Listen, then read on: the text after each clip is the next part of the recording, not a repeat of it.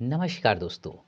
आज हम लोग भारतीय बैंकिंग प्रणाली और आरबीआई टॉपिक को देखेंगे जो आपके आने वाले बीपीएससी, बिहार दरोगा, एईडीओ और ऑल बिहार एग्जाम्स के लिए बहुत ही उपयोगी रहेगा। तो चलिए स्टार्ट करते हैं। सबसे पहले आरबीआई। देखिए, आरबीआई का जन्म मतलब किसके सिफारिश पर आरबीआई का गठन हुआ था। तो देखिए, हिल्टन यंग कमीशन, जिसे रॉयल कमीशन भी कहते हैं, मतलब यही वह कमेटी थी जिसने भारत में एक केंद्रीय बैंक बनाने की सबसे पहले सलाह दी थी। जब आपसे पूछेगा तो इस कमीशन का नाम याद रखेंगे। नेक्स्ट, किस कानून एक्ट के तहत। तो देखिए, आरबीआई एक्ट 1934, मतलब आरबीआई एक्ट 1934 वह कानून है जिसके आधार पर आरबीआई के सारे नियम बनाए गए और इसी कानून के तहत आरबीआई की स्थापना का रास्ता साफ हुआ। ये भी याद रखिएगा किस एक्ट के तहत आरबीआई की स्थापना हुआ। तो आरबीआई एक्ट 1934। अब देखिए, आरबीआई एक्ट 1934 के तहत इसका स्थापना का रास्ता तो साफ हुआ, लेकिन स्थापना इसका कब हुआ। तो देखिए, आरबीआई की स्थापना 1 अप्रैल 1935 को हुआ।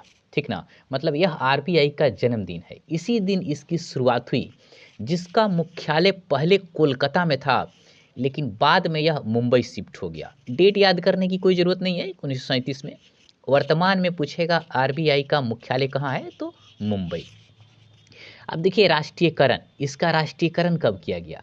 तो देखिए, 1 जनवरी 1949 को इसका राष्ट्रीयकरण कर दिया गया आरबीआई को। मतलब इस दिन आरबीआई पूरी तरह सरकारी बन गया, यानी सरकार ने इसका मालिकाना हक अपने हाथों में ले लिया। अब पूछेगा आरबीआई का चिन्ह क्या है। तो देखिए, तार का पेड़ और बाघ आरबीआई की आधिकारिक प्रतीक चिन्ह है। इसको याद रखिएगा, है ना। इस तरीके के क्वेश्चंस आपसे पूछ सकता है। अब देखिए, नेक्स्ट पॉइंट, बैंकों का सरकारीकरण मतलब राष्ट्रीयकरण। आप देखिए, आपसे पूछेगा कि इंदिरा गांधी ने 14 बड़े बैंकों को सरकारी कब बना दिया। तो डेट आपको याद रहना चाहिए, 19 जुलाई 1969 को। शर्त, जिसके पास 50 करोड़ जमा थे। मतलब 19 जुलाई 1969 को इंदिरा गांधी सरकार ने पहली बार 14 बड़े प्राइवेट बैंकों को सरकारी बना दिया। क्यों? ताकि गांव और गरीबों तक बैंकिंग पहुंच सके। तो आपसे यही पूछेगा कि 14 बड़े बैंकों का राष्ट्रीयकरण कब किया गया, डेट याद रखिएगा, है ना। नेक्स्ट, 15 अप्रैल 1980 को फिर से 6 बैंकों को फिर सरकारी बनाया। लेकिन जब इस बार 6 बैंकों को सरकारी बनाया तो शर्त था जिनके पास 200 करोड़ जमा थे। मतलब सरकार ने दूसरी बार में 6 और बड़े बैंकों को अपने नियंत्रण में लेकर सरकारी घोषित कर दिया, लेकिन शर्त 200 करोड़। तो एग्जाम में आपसे यही पूछेगा कि दोबारा से फिर 6 बैंकों का राष्ट्रीयकरण कब किया गया। तो 15 अप्रैल 1980 को। प्रश्न यहीं से आते हैं। नेक्स्ट, एसबीआई की कहानी, मतलब एसबीआई के बारे में थोड़ा बहुत हम लोग देख लेते हैं। एसबीआई का पुराना नाम इंपीरियल बैंक ऑफ इंडिया था, है ना। मतलब 1921 में 3 बैंकों को मिलाकर बना था इंपीरियल बैंक ऑफ इंडिया, याद रखिएगा। अब देखिए, नया नाम 1 जुलाई 1955 को इसका नाम बदलकर एसबीआई कर दिया गया। किसके सिफारिश पे? गोरेवाला समिति की सिफारिश पर। मतलब 1921 में बने इंपीरियल बैंक ऑफ इंडिया का नाम बदलकर जुलाई 1955 को एसबीआई कर दिया गया, ताकि यह जनता के लिए काम करे। आप समिति का याद रखिएगा, किस समिति के आधार पर। चाहे इसको पहले इंपीरियल क्या कहा जाता था, imperial bank of India. Imperial bank of India कितने बैंकों को मिलाकर बना था, तो 3 बैंकों को। इतना बात आप ध्यान रखेंगे तो आपसे क्वेश्चंस बन जाएगा। चलिए नेक्स्ट पॉइंट की बात करते हैं। अब आरबीआई के गवर्नर की बात करेंगे। पूछेगा आरबीआई के पहला गवर्नर कौन था। तो सर ओसबॉर्न स्मिथ, ये अंग्रेज थे, याद रखिएगा। मतलब ये आरबीआई के सबसे पहले गवर्नर थे जो कि एक अंग्रेज अधिकारी थे।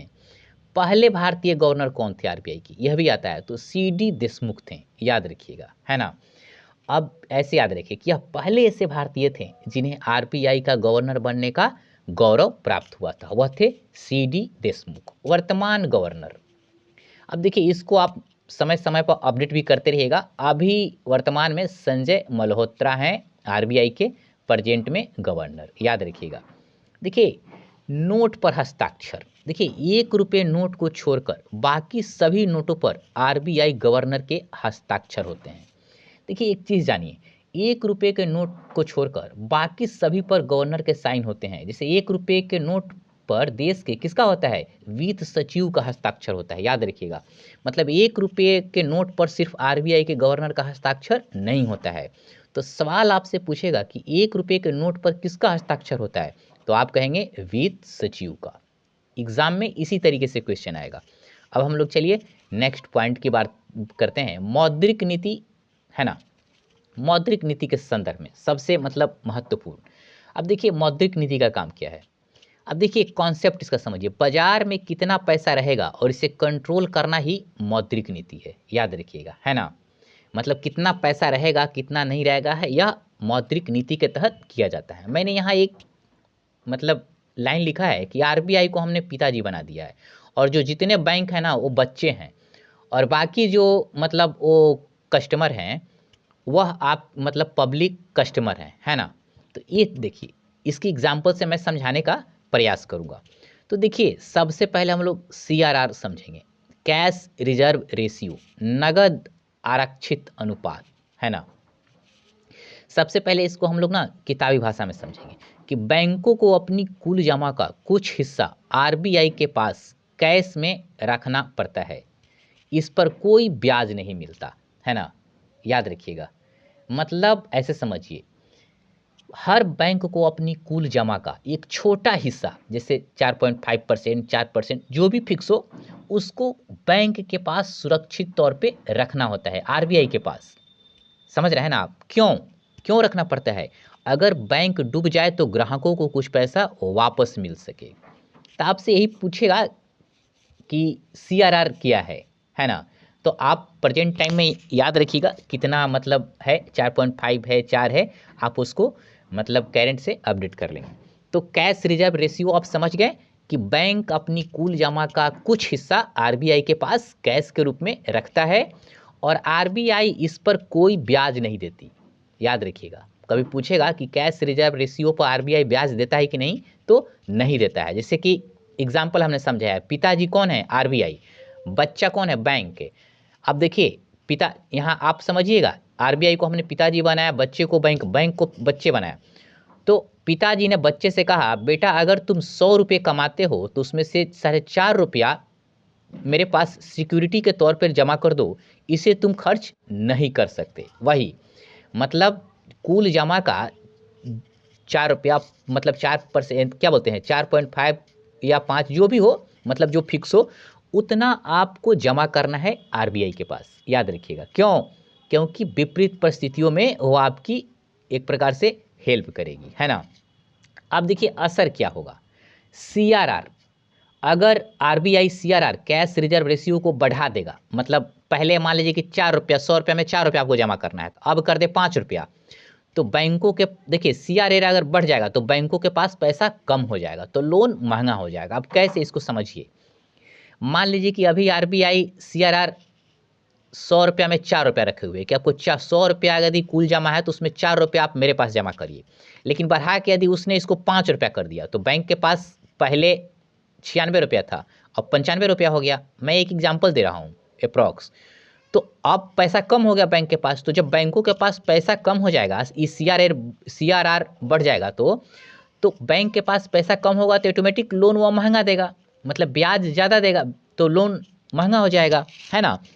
तो सीआरआर बढ़ेगा तो लोन महंगा हो जाएगा, याद रखिएगा। लेकिन सीआरआर घट गया, मतलब पहले 4 रुपया रखने का था, अब कहा कि 3 रुपया कर दिया, तो अभी 97 रुपया हो गया बैंकों के पास, तब पैसा ज़्यादा हो गया।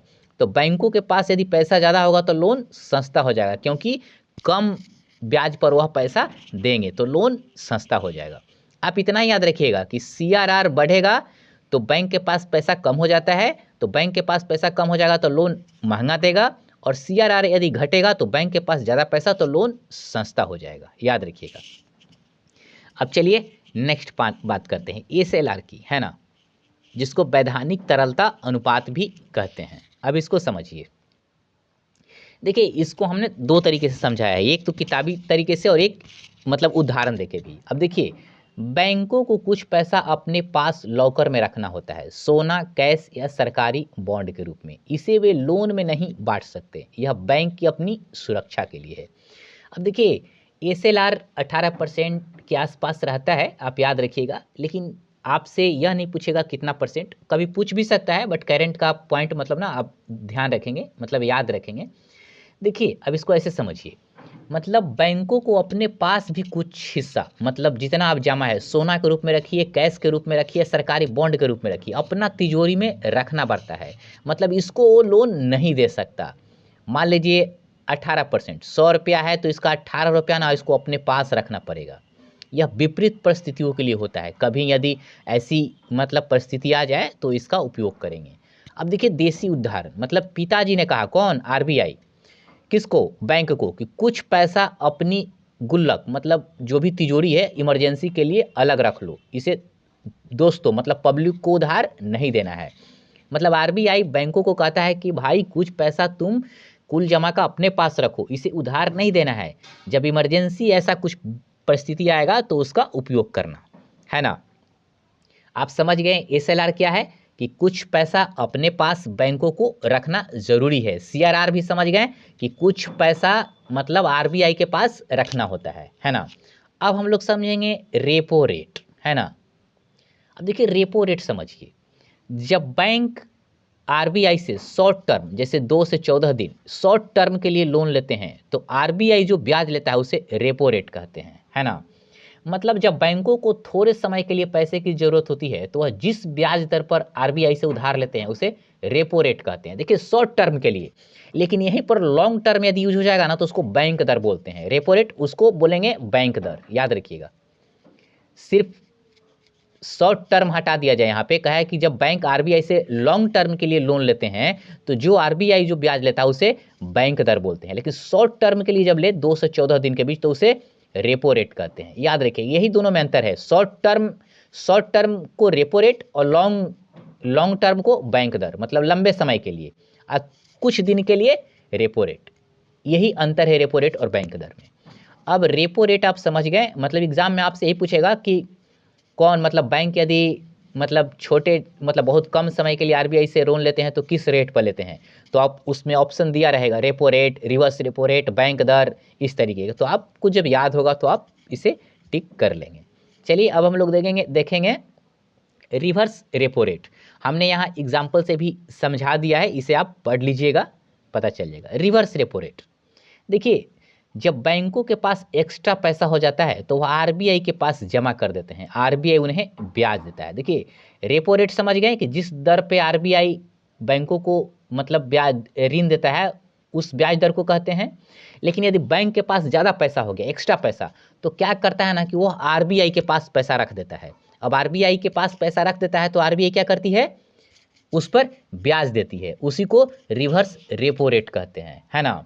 मतलब जब बैंकों के पास फालतू पैसा होता है तो उसे आरबीआई के पास जमा करते हैं और आरबीआई उन्हें जो ब्याज देता है उसे रिवर्स रेपो रेट कहते हैं, है ना। एक बात याद रखिएगा, यह हमेशा रेपो रेट से कम होता है। मतलब रेपो रेट जिस रेट पर आरबीआई बैंकों को मतलब ऋण देता है उससे रिवर्स रेपो रेट का मतलब जो आरबीआई बैंकों को जो ब्याज देता है वो कम होता है, याद रखिएगा। मतलब ये हमेशा रेपो रेट से कम होता है, इतना ध्यान रखिएगा। अब चलिए हम लोग देखेंगे बैंक दर, है ना। जब बैंक आरबीआई से लंबे समय के लिए उधार लेता है तो याद रखिएगा उसे हम बैंक दर बोलते हैं। एक बार और समझिए, जब बैंक लंबे समय के लिए आरबीआई से पैसे उधार लेते हैं तो उसे बैंक दर कहा जाता है।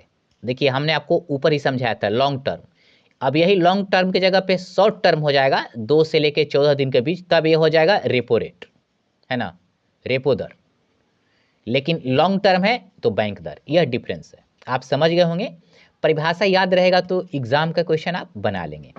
अब हम लोग देखेंगे महंगाई कैसे कंट्रोल होती है, चलिए देखते हैं।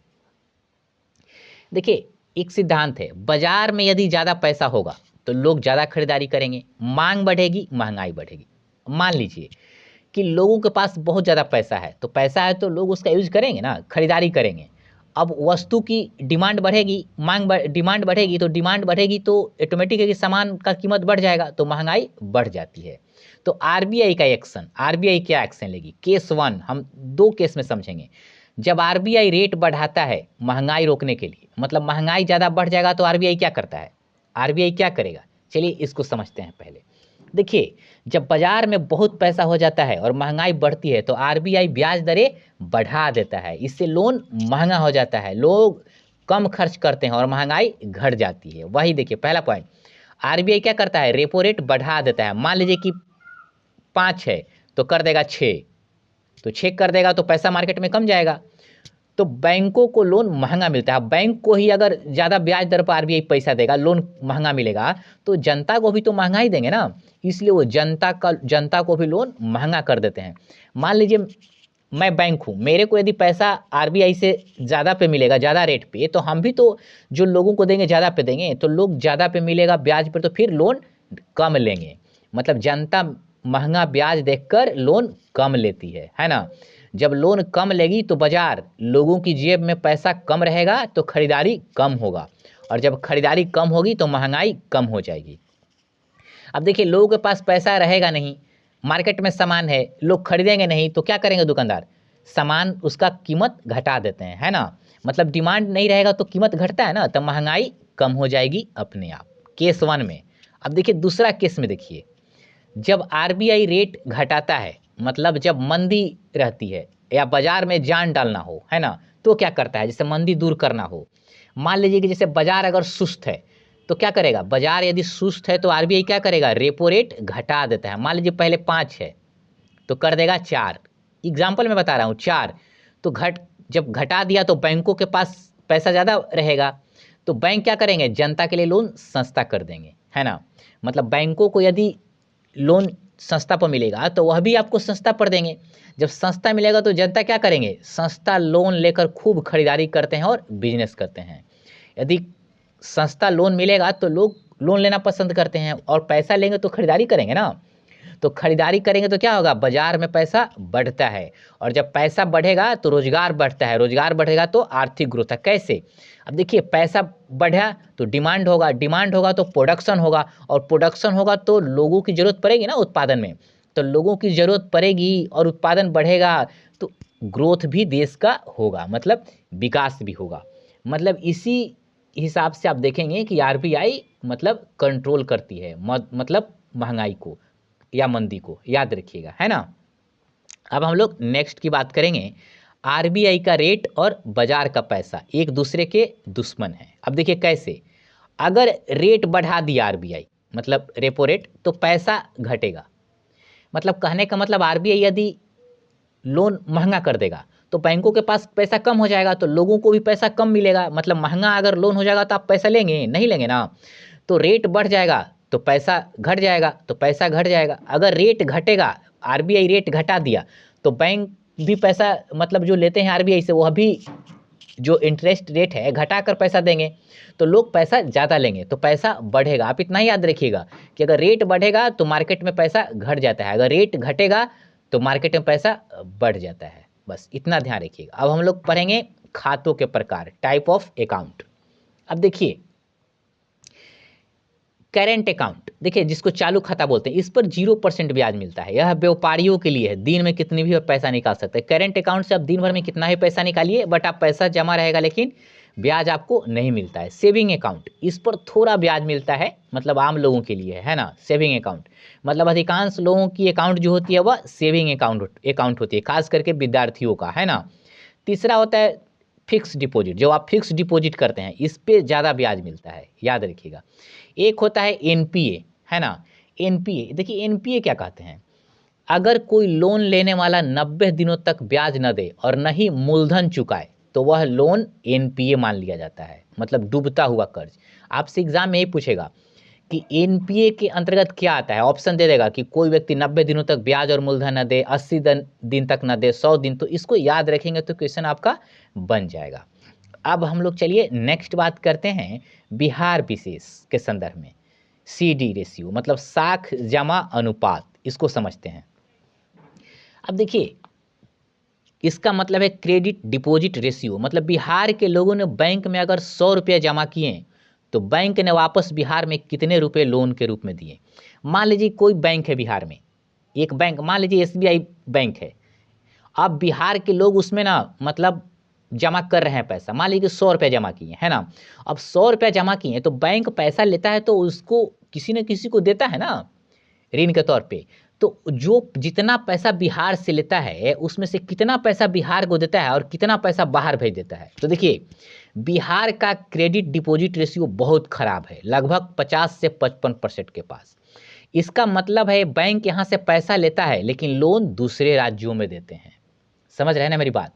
मतलब साख जमा अनुपात जो है यह बताता है कि बिहार के लोगों ने बैंकों में 100 रुपया जमा किए तो उसमें से कितना रुपया बैंक ने बिहार में ही लोन के रूप में वापस कर दिया। बिहार का यह अनुपात काफ़ी कम है, 50 से 55%। मतलब यह बाकी पैसा बाहर के स्टेटों में दे देता है ना, याद रखिएगा। नेक्स्ट, क्षेत्रीय ग्रामीण बैंक। आप बहुत बार सुने होंगे कि क्षेत्रीय ग्रामीण बैंक का स्थापना कब हुआ, है ना। तो देखिए इससे क्वेश्चंस ज़्यादा यही पूछता है कि कब इसका स्थापना हुआ। तो 2 अक्टूबर 1975। देखिए बिहार में ग्रामीण बैंकों की भूमिका बहुत अहम है ना। तो देखिए गाँवों के विकास के लिए 1975 में आरबीआई मतलब क्षेत्रीय ग्रामीण बैंक की मतलब स्थापना हुआ, याद रखिएगा, है ना। अब देखिए 1975 में मतलब आप देखेंगे कि इसमें जो क्षेत्रीय ग्रामीण बैंक होता है इसमें केंद्र सरकार का हिस्सेदारी कितना होता है, आपसे पूछेगा मिलान करने के लिए। तो 50% क्षेत्रीय ग्रामीण बैंक में केंद्र का हिस्सा होता है, राज्य सरकार का 15% होता है और जो इसका प्रायोजक बैंक होता है उसका 35% होता है। बिल्कुल ध्यान रखिएगा, है ना। यह एग्जाम में पूछेगा कि क्षेत्रीय ग्रामीण बैंक में राज्य सरकार का कितना होता है या प्रायोजक बैंक का कितना होता है या केंद्र सरकार का कितना होता है। इतना आप ध्यान रखेंगे तो आपसे क्वेश्चंस बन जाएगा। अब हम लोग नेक्स्ट टॉपिक बात करेंगे, लीड बैंक स्कीम। पूछेगा यह क्या है।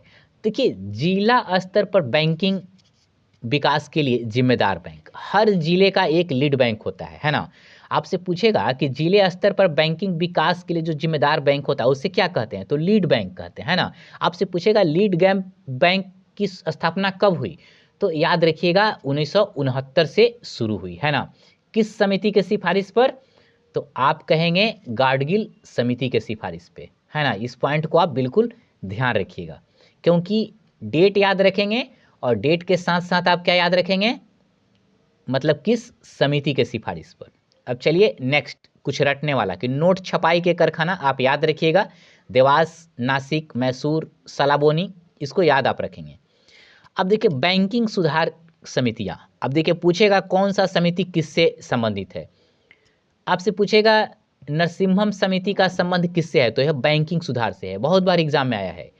अब आपसे पूछेगा बीमल जालान समिति का, तो आरबीआई के पास एक्स्ट्रा पैसे सरकार को देने के लिए, मतलब पूछेगा कि आरबीआई के पास रखे एक्स्ट्रा पैसा सरकार को देने के लिए किस समिति का मतलब गठन किया था, चाहे कौन सा समिति ने यह कहा था, तो आप कहेंगे बीमल जालान समिति ने ऐसा सिफारिश किया था, ध्यान रखिएगा।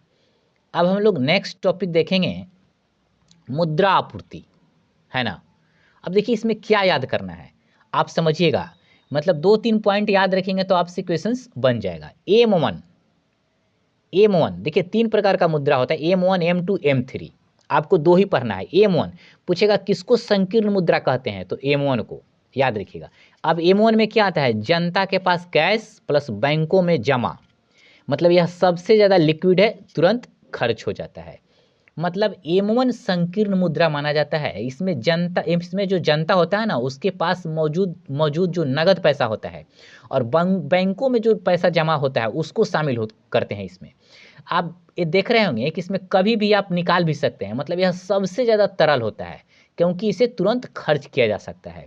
आपसे पूछेगा कौन संकीर्ण मुद्रा है, तो याद रखिएगा M1। आपसे पूछेगा कौन व्यापक मुद्रा है, तो M3, याद रखिएगा, यही पूछेगा आपसे। तो M3 में क्या होता है, तो M1 में कौन, जनता के पास कैश और बैंकों में जमा M1 बोलते हैं, तो ये दोनों तो शामिल होगा ही, साथ में बैंकों के पास फिक्स डिपॉजिट, इतना ही याद रखना है आपको। मतलब इसमें M1 के साथ साथ बैंकों में रखी फिक्स डिपॉजिट को भी जोड़ दिया जाता है। अर्थशास्त्र में जब भी पैसों की सप्लाई की बात होती है तो सबसे ज़्यादा इसी M3 का इस्तेमाल किया जाता है, याद रखिएगा। अब देखिए प्रश्न, अर्थशास्त्र में मुद्रा आपूर्ति के लिए सबसे ज़्यादा किसका प्रयोग होता है, तो M3 का। आपसे पूछेगा कि सबसे व्यापक मुद्रा कौन है, तो आप कहेंगे M3, है ना। अब हम लोग कुछ विशेष वित्तीय संस्थान को देखेंगे इस टॉपिक से लिए। नाबार्ड, अब देखिए पूछता है नाबार्ड का पूरा नाम क्या है, तो आपको याद रहना चाहिए कि national bank for agriculture and rural development, पूरा नाम भी याद रखिएगा, है ना, पूछता है फुल फॉर्म। अब देखिए नाबार्ड का स्थापना कब हुआ था, तो 12 जुलाई 1982, ध्यान रखिएगा, है ना। अब किस समिति की सिफारिश पर, यह भी याद रखिएगा, नाबार्ड की जो स्थापना हुई थी वो शिवरामन समिति की सिफारिश पर हुई थी, याद रखिएगा। इतने पॉइंट याद रखेंगे तो फिर आपसे क्वेश्चन बन जाएगा। अब नाबार्ड का मुख्यालय कहाँ है, तो मुंबई है। अब इसका काम क्या है, तो यह सीधे पब्लिक को लोन नहीं देता, यह ग्रामीण बैंकों को पैसा देता है, मतलब ग्रामीण विकास और कृषि के लिए रिफाइनेंस करना इसका काम है। मतलब यह गांव और खेती के विकास के लिए ग्रामीण बैंकों को पैसा उपलब्ध कराता है। इतना पॉइंट याद रखेंगे तो गलत इसमें से मतलब क्वेश्चन आपका इससे संबंधित नहीं होगा। चलिए अब हम लोग सिडबी नेक्स्ट को देखते हैं। अब देखिए सिडबी को देखिए, अब देखिए सिडबी का काम क्या है, तो आपसे पूछेगा छोटे उद्योगों के लिए, यह छोटे उद्योगों को ना पैसा उपलब्ध कराता है, मतलब इसका मुख्य काम छोटे उद्योगों को बढ़ावा देना है, उन्हें वित्तीय मदद पहुंचाना है। आपसे पूछेगा छोटे उद्योगों को मदद के लिए कौन मतलब कार्य करता है, तो सिडबी, ध्यान रखिएगा। पूछेगा सिडबी का मुख्यालय कहाँ है, तो लखनऊ। कभी कभी ना लोग गलती से मुंबई टिक कर देते, नहीं, सिडबी का मुख्यालय लखनऊ है, याद रखिएगा। मतलब इसका मुख्यालय लखनऊ है और इसका काम है छोटे उद्योगों को बढ़ावा देना। अब हम लोग कुछ मिसलेनियस प्रकार की चीज़ों को देखेंगे, तो चलिए समझते हैं।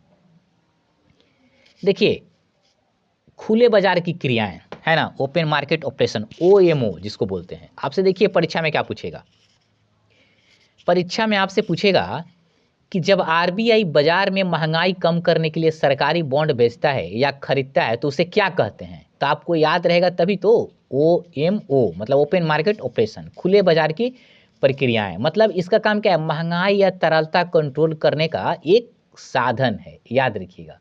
मतलब जब आरबीआई महंगाई कंट्रोल करने के लिए बाजार में सरकारी कागज जिसको बॉन्ड बोलते हैं खरीदता या बेचता है तो उसे ओएमओ कहते हैं। मतलब बॉन्ड बेचकर आरबीआई बाजार से फालतू पैसा सोख लेता है ना। अगर बाजार में ज़्यादा पैसा है तो बॉन्ड क्या करेगा, आरबीआई बेचकर मार्केट से पैसा निकाल लेता है, और यदि पैसा अगर बाजार में कम है तो क्या बोलते हैं, उसको खरीद के मार्केट में पैसा डाल देता है। मतलब यही याद रखिएगा, मतलब सरकारी बॉन्ड बेचता है खरीदता है तो उसे क्या कहते हैं, यही आपसे पूछेगा, है ना। नेक्स्ट, सिक्के कौन ढालता है, तो याद रखिएगा नोट आरबीआई छापता है, याद रखिएगा, और सिक्के भारत सरकार ढालती है, आरबीआई नहीं, कभी भी गलती नहीं करिएगा यहाँ। मतलब याद रखिएगा 2 रुपये और उससे बड़े नोट, 2 रुपये, 2 रुपये से मतलब बड़ा नोट आरबीआई छापता है, ठीक ना। लेकिन सिक्का और 1 रुपये का नोट, सिक्का और 1 रुपये का नोट, है ना, यह भारत सरकार मतलब ढालता है, ये छापता है ढालता है जो भी कहिए। तो याद रखिएगा नोट आरबीआई छापता है और भारत सरकार ढालती है सिक्के, याद रखिएगा, है ना। अब नेक्स्ट, 1 रुपये के नोट पर किसका हस्ताक्षर होता है, तो वित्त सचिव का हस्ताक्षर होता है ना। मतलब 1 रुपये के नोट को छोड़कर बाकी सभी बड़े नोटों पर आरबीआई गवर्नर के हस्ताक्षर होते हैं। पॉइंट याद रखिएगा, आपसे पूछ सकता है कि 1 रुपये के नोट को छोड़कर किसका गवर्न हस्ताक्षर होता है, तो आरबीआई का। चाहे आपसे पूछेगा 1 रुपये के नोट पर किसका हस्ताक्षर होता है, तो वित्त सचिव का, ध्यान रखिएगा। अब हम लोग देखेंगे बैंकिंग लोकपाल। देखिए बैंकिंग लोकपाल, देखिए अगर बैंक कर्मचारी आपकी बात न सुने या परेशान करे तो आप बैंकिंग लोकपाल के पास ऑनलाइन शिकायत कर सकते हैं। मतलब यह एक प्रकार से बैंकों का जज है ना। इसको इतना ही ध्यान रखिएगा कि बैंकों का जज किसे कहते हैं, तो बैंकों का लोकपाल। चाहे पूछेगा यदि बैंक आपको परेशान कर रहा है, शिकायत कर रहा है, तो आप कहाँ शिकायत कर सकते हैं, तो बैंकिंग लोकपाल के पास। टकसाल कहाँ है, इसको याद रख लीजिएगा, मुंबई, कोलकाता, हैदराबाद, नोएडा, यही याद करने वाला चीज़ है। अब देखिए बैंक डूब जाए तो क्या होगा, नेक्स्ट पॉइंट, अगर बैंक में आप पैसा जमा किए हैं और बैंक डूब जाए तो क्या होगा, तो चलिए समझते हैं इसको। देखिए अगर बैंक डूब जाए तो ग्राहकों को अधिकतम 5 लाख रुपए तक का बीमा मिलता है। यह पैसा डीआईसीजीसी, यह आरबीआई की सहायक कंपनी है, देती है।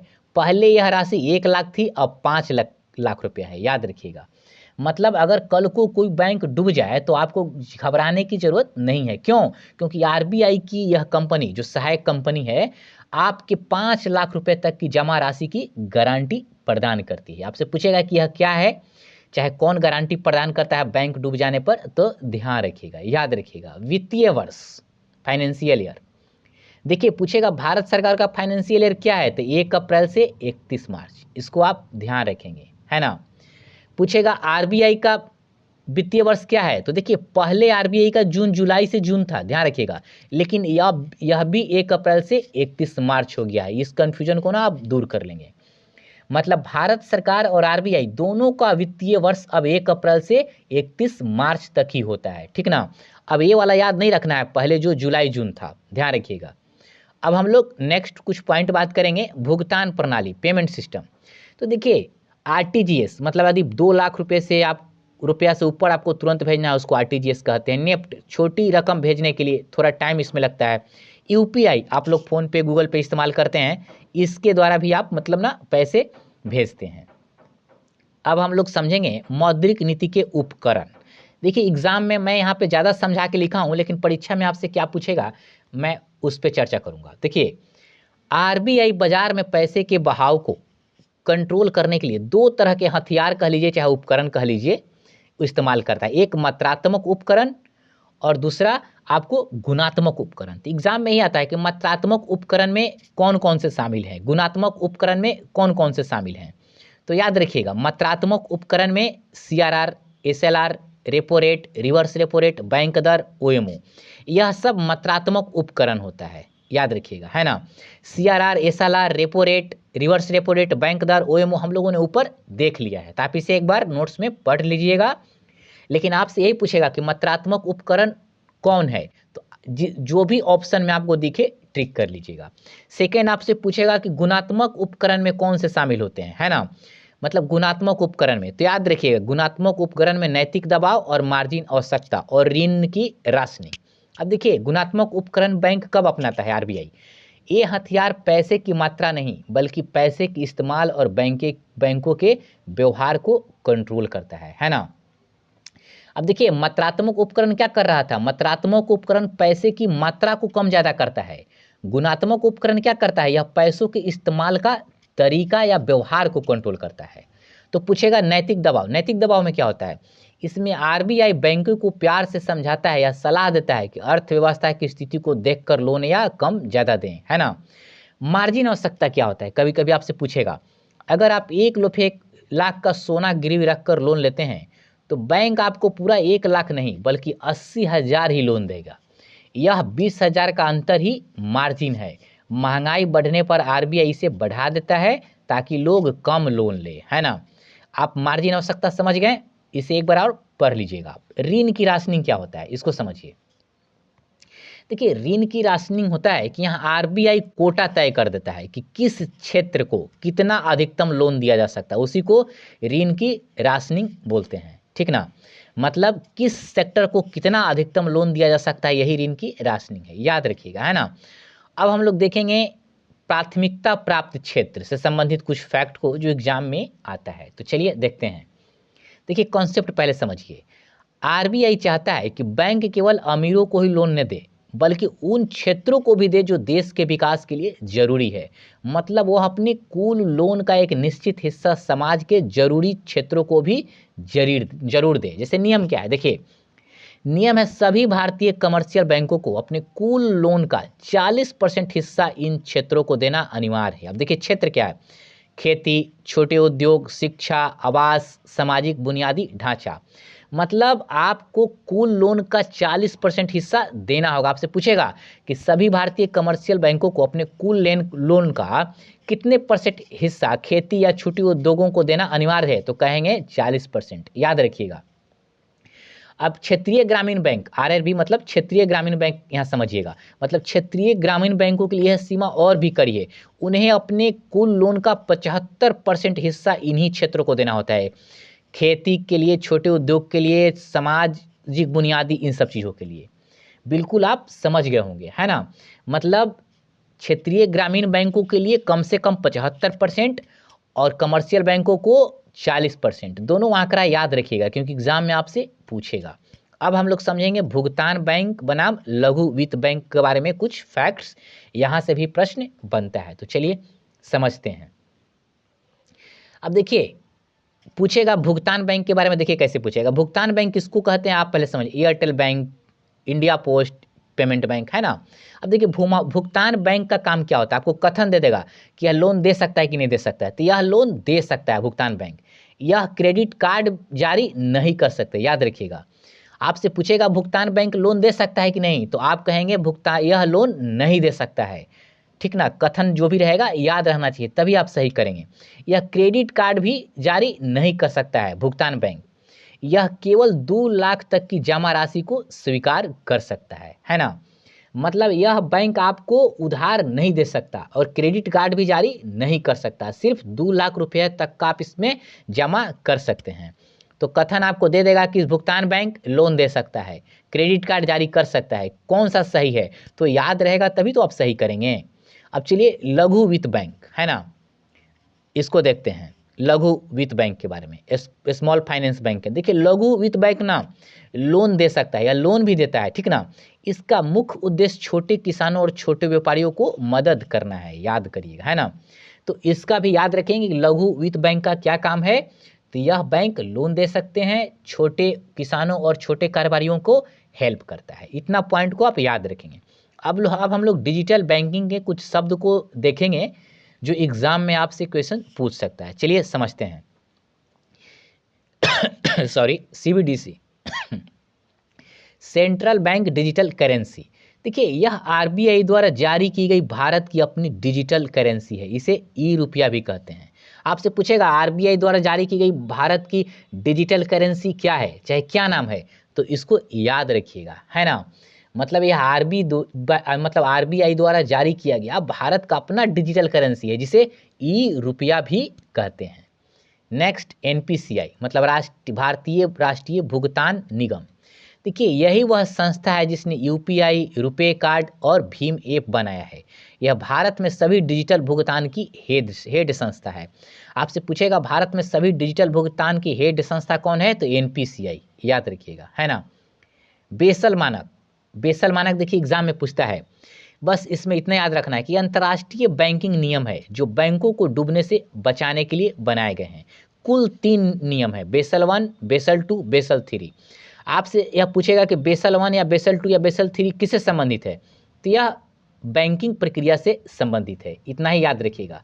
मतलब यह अंतर्राष्ट्रीय स्तर के नियम है जो बैंकों को डूबने से बचाने के लिए बनाए गए हैं, है ना। अब तक इसके 3 नियम हैं, बेसल 1, बेसल 2, बेसल 3। आपसे पूछ देगा कि बेसल किस चीज़ से संबंधित है, तो बैंकिंग प्रक्रिया से। अब हम लोग कुछ बिहार विशेष देखेंगे, बिहार स्पेशल से संबंधित। चलिए देखते हैं। आपसे पूछेगा बिहार में सबसे ज़्यादा शाखा किस बैंक की है, तो भारतीय स्टेट बैंक की है। ग्रामीण बैंकों का विलय हो गया, आपको पता होना चाहिए। बिहार में पहले कई ग्रामीण बैंक थे, अब मुख्य रूप से 2 बड़े बैंक हो गए हैं, एक उत्तरी ग्रामीण बैंक और दूसरा दक्षिण ग्रामीण बैंक। अब 2 ही ग्रामीण बैंक रह गया है ना, इसको आप ध्यान रखिएगा। अब चलिए नेक्स्ट बात करते हैं बैंकिंग लोकपाल। हम लोग इसे ऊपर भी देख लिए थे, बट एक बार यहाँ भी देख लेते हैं। अगर बैंक कर्मचारी आपकी बात न सुने या परेशान करे तो आप बैंकिंग लोकपाल के पास ऑनलाइन शिकायत कर सकते हैं, यह बैंकों का जज है। नेक्स्ट एक आधार दर होता है ना, आधार दर मतलब बेस रेट। इसको समझिए यह है क्या, मतलब यह वह न्यूनतम दर जिसके नीचे बैंक किसी को लोन नहीं दे सकता, अपने चहेते ग्राहकों को भी नहीं, याद रखिएगा। मतलब यह वह न्यूनतम ब्याज दर है जिससे कम पर बैंक किसी को भी लोन नहीं दे सकता, चाहे वह बैंक का कितना भी खास प्रिय क्यों न हो। अब हम लोग कुछ अनफैक्ट देख लेते हैं जो आपको भले ही याद हो, बट एक बार देख लीजिए। आरबीआई का मुख्यालय मुंबई है, इसका काम क्या है, बैंकों का यह बैंक है और इसका काम नोट छापना है। नाबार्ड का मुख्यालय मुंबई में है और इसका काम क्या है, खेती और गांवों का विकास के लिए मतलब लोन देना बैंकों को, क्षेत्रीय ग्रामीण बैंकों को। सिडबी का मुख्यालय कहाँ है, लखनऊ, इसका काम क्या है, छोटे उद्योगों की मदद करना। सेबी का मुख्यालय कहाँ है, मुंबई है, इसका काम क्या है, शेयर बाजार को कंट्रोल करना, है ना। आप बिल्कुल इसको समझ गए होंगे। तो दोस्तों आप इस वीडियो को देख के एक बार दोबारा आप इसको मतलब रिवाइज करिएगा। अब इतना यदि आप बेहतर तरीके से कर लेते हैं तो एग्ज़ाम में इस चैप्टर से आपका कोई भी क्वेश्चंस नहीं छूटेगा, है ना। तो ठीक है दोस्तों, आपको कैसा वीडियो लगा आप मुझे कमेंट करके ज़रूर बताइएगा और आप हमारे चैनल को सब्सक्राइब ज़रूर कर लीजिए। Thank you.